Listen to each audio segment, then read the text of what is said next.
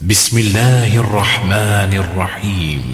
يا أيها الذين آمنوا إذا نودي للصلاة من يوم الجمعة فاسعوا إلى ذكر الله وذروا البيع ذلكم خير لكم إن كنتم تعلمون فإذا قضيت الصلاة فانتشروا في الأرض وابتغوا من فضل الله واذكروا الله كثيرا لعلكم تفلحون. مومنو، جب جمعے کے دن نماز کے لیے اذان دی جائے تو خدا کی یاد یعنی نماز کے لیے جلدی کرو اور خرید و فروخت ترک کر دو اگر سمجھو تو یہ تمہارے حق میں بہتر ہے. پھر جب نماز ہو چکے تو اپنی اپنی راہ لو اور خدا کا فضل تلاش کرو اور خدا کو بہت بہت یاد کرتے رہو تاکہ نجات پاؤ.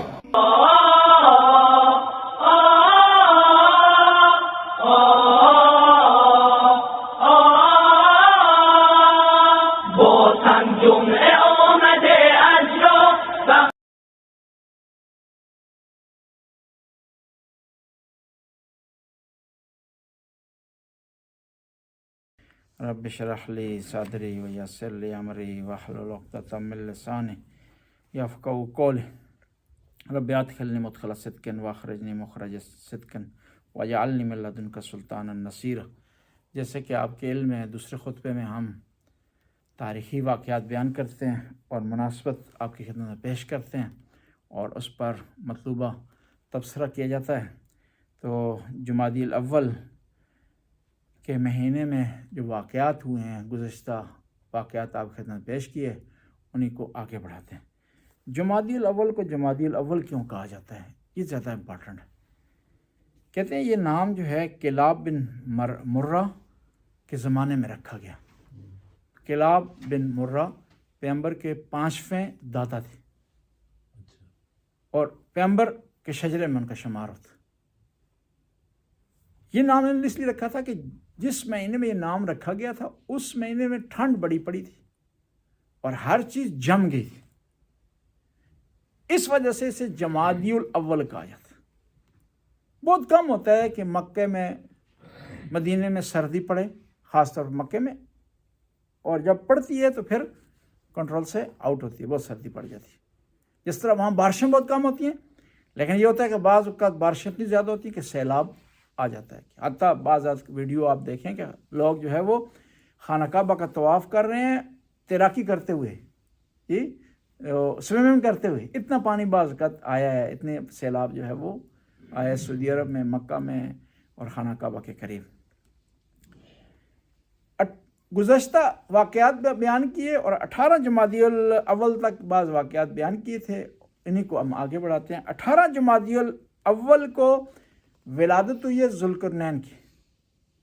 ذوالقرنین جو بادشاہ تھا جس کا قرآن میں تذکرہ ہے، اور قرآن میں سورہ کہف میں آیت نمبر 83 سے لے کر 101 آیت تک ذوالقرنین کا تذکرہ آیا. اور یہ وہ جو ہے وہ عظیم بادشاہ تھا، نیک بادشاہ تھا، اور یہ ایرانی تھا. اب ذوالقرنین کی بہت زیادہ تعریف ڈیفینیشن ہوئی ہے کہ کون تھا.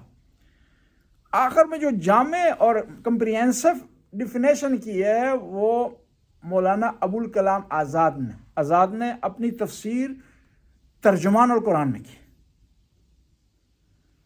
حدیث بھی ہے امام جعفر صادق علیہ السلام کی کہ دنیا میں 4 بڑے بادشاہ گزرے ہیں جنہوں نے پوری دنیا پر حکومت کی، جن میں 2 مومن ہیں اور 2 کافر ہیں. مومن کون سے ہیں؟ حضرت سلیمان اور ذوالقرنین.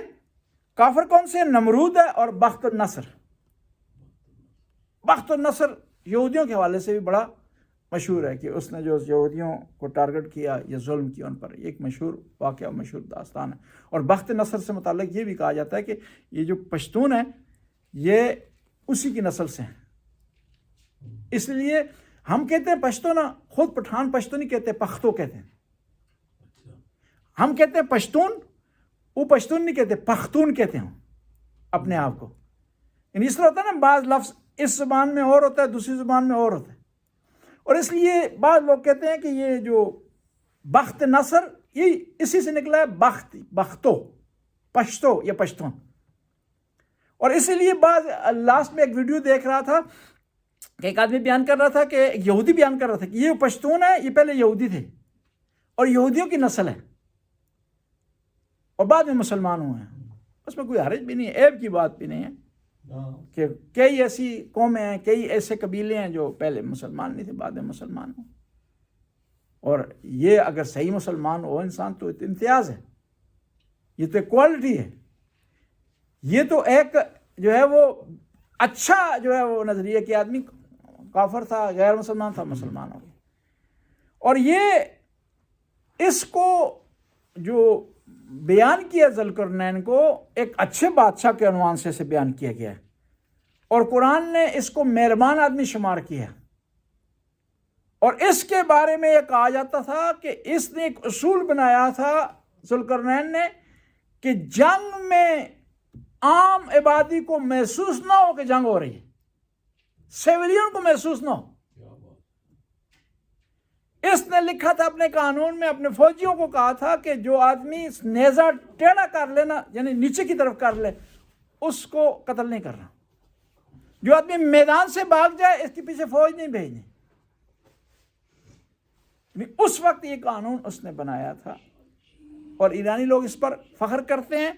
ایرانی کہتے ہیں ذوالقرنین وہی کورش ہے، کورش کبیر، عدل و انصاف کا جو ہے وہ پیکر آدمی تھا. اور اس وقت اس نے انسانی منشور کا اعلان کیا کہ جب دنیا میں بربریت پائی جاتی تھی. پرانے زمانے میں یہ جمہوریت، ڈیموکریسی، یہ قانون، سول لا، کرمنل لا، یہ چیزیں نہیں ہوتی تھیں. لیکن اس زمانے میں کچھ ایسے بادشاہ تھے جو عدل و انصاف سے کام لیتے تھے اور ان کو بڑی جو ہے وہ شہرت ملی ہے. ان میں سے مین آدمی جو ہے وہ ذوالقرنین اس کو گنا گیا. اب ذوالقرنین کے بارے میں اور تعبیریں لوگوں نے بھی پیش کی ہیں. اسکندر مخدومی ذوالقرنین ہے، بعض نے کیا کہا، لیکن جو جامع کمپریہنسو چیز بیان کی ہے وہ ابوالکلام آزاد نے بیان کی. اس نے کہا کہ یہ کورش ہے، کبیر ہے، ایران کا جو بادشاہ تھا، اور یہ وہ آدمی تھا جس کی قرآن نے تعریف کی ہے. دیکھیں نا، قرآن جس حوالے سے کوئی آدمی بھی ہو نا، اگر اچھا رہا ہے تاریخ میں اس کی اچھائی بیان کرتے.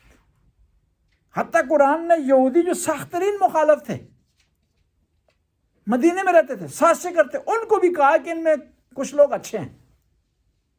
یعنی یہ نہیں کہا کہ سارے ہی برے ہیں.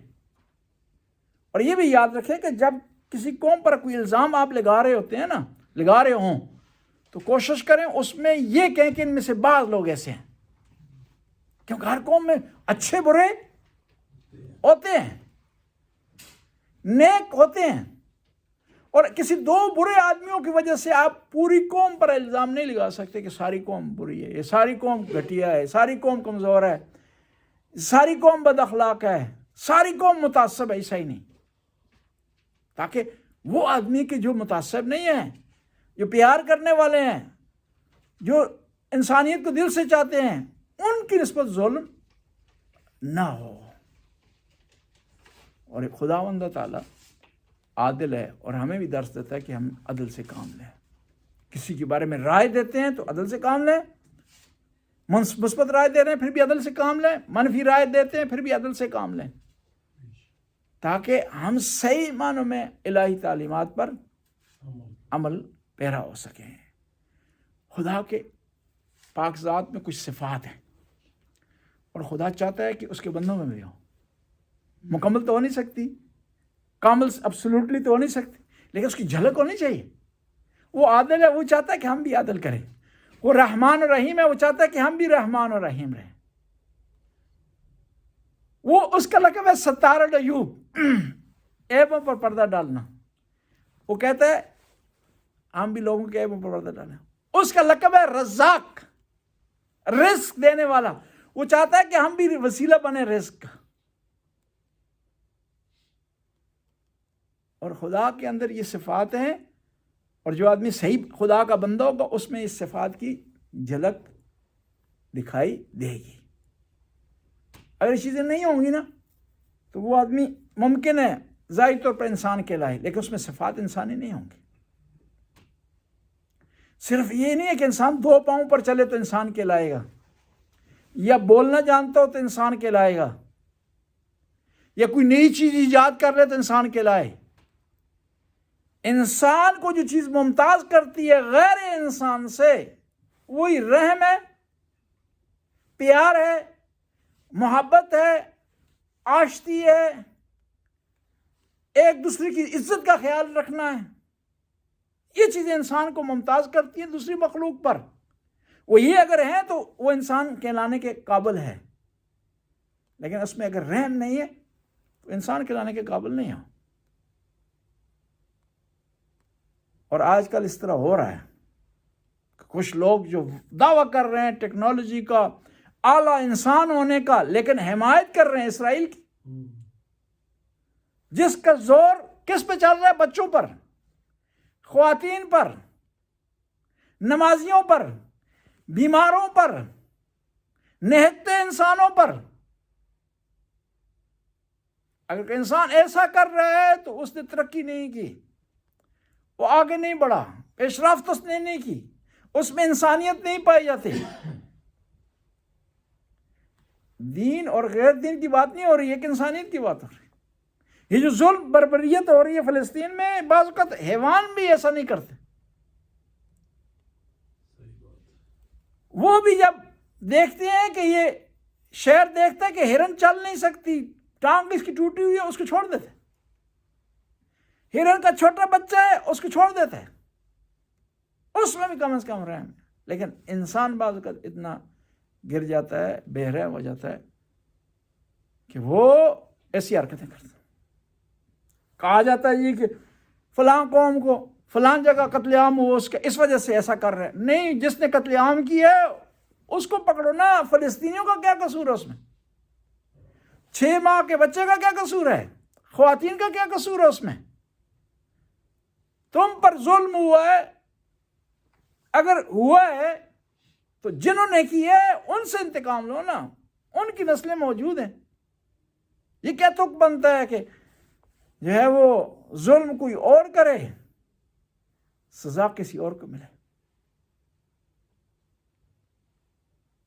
اور پھر انسان کہے کہ ہم ترقی یافتہ ہیں۔ یہ اسرائیل سے اتنی توقع ہی نہیں، لیکن افسوس ہے ان ممالک سے کہ جو اس کی سپورٹ کر رہے ہیں، جو اس کی حمایت کر رہے ہیں، جو اس کو شے دے رہے ہیں، جو اس کو اسلحہ دے رہے ہیں، اس کی جو مشنری ہے، ظالم مشنری، اس کے لیے ہر چیز فراہم کر رہے ہیں۔ دیکھیں نا کتنا ظلم ہے۔ چند آدمی نہتے خالیات، ان کو گھیرے میں لے لیے اس ظالم نے، اسرائیل نے، اور دنیا کی ہر قسم کی ٹیکنالوجی اسلحے کی ان بیچاروں پر، ان غریبوں پر آزمائی جا رہی ہے۔ اس دن میں ایک انٹرویو دیکھ رہا تھا، ایک خبرنگار نے سوال کیا بچے سے، خبرنگار چاہتا تھا کہ اس بچے کو اس حالت سے نکالے نا، نفسیاتی دباؤ کی حالت سے نکالے۔ اس سوال کیا کہ بڑے ہو کر کیا بنو گے؟ فلسطینی بچے نے کہا کہ ہم فلسطینی، ہم بڑے ہوتے ہی نہیں ہیں، ہم بڑے ہوتے ہی نہیں کہ میں بڑا ہو کر کیا بنوں گا، ہم بچپن میں ہی مارے جاتے ہیں۔ امیر المومنین کے ارشاد ہے، ایک تاریخی جملہ ہے، امیر المومنین نے رقم کر دی، کن للظالم خصما وللمظلوم اونا، کہ ظالم کے دشمن بن جاؤ، مظلوم کے مددگار۔ اور اگر آپ نیت صرف رکھیں گے نا مظلوموں کی مدد کرنے کی، خدا آپ کو اجر دے گا۔ حالانکہ نیت سے بڑھ کر بہت زیادہ کام آپ کر سکتے ہیں، حمایت میں بول سکتے ہیں، سوشل میڈیا کو استعمال کر سکتے ہیں۔ دنیا کے معاملات ختم ہو جاتے ہیں، انسانی معاملات تاریخ بن جاتے ہیں، لیکن ظالم کا نام بھی ہمیشہ کے لیے رہتا ہے، مظلوم کا نام بھی ہمیشہ کے لیے رہتا ہے۔ اور جو لوگ سپورٹ کرتے ہیں مظلوم کو، ان کا نام بھی رہ جاتا ہے، اور جو سپورٹ کرتے ہیں ظالم کو، ان کا نام بھی رہ جاتا ہے۔ بسم اللہ الرحمن الرحیم۔